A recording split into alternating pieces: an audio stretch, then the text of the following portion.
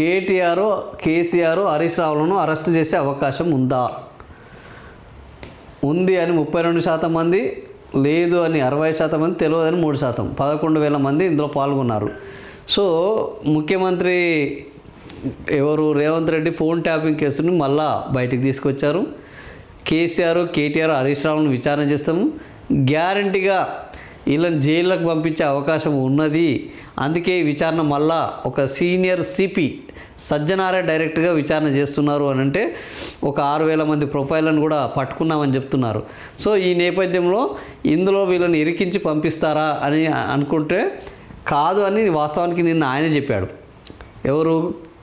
రేవంత్ రెడ్డి. ఇంకా ఆయన ఫామ్ హౌస్కి బందీఖాన అయ్యాడు, ఆయన ఏం జైల్లో పెడతాము, ఆయనకు తిండి వేస్ట్ అన్నారు. మరి వీళ్ళనన్నా పంపిస్తారంటే వీళ్ళని కూడా పంపించే అవకాశం లేదు అని జనాలు 65% మంది వీళ్ళని అరెస్టు చేసే అవకాశం ఏమీ లేదు అని 65% మంది అంటున్నారు. అంటే రేవంత్ రెడ్డి ప్రభుత్వం మీద, రేవంత్ రెడ్డి మాటల మీద ఉన్న నమ్మకం అట్లాంటిది.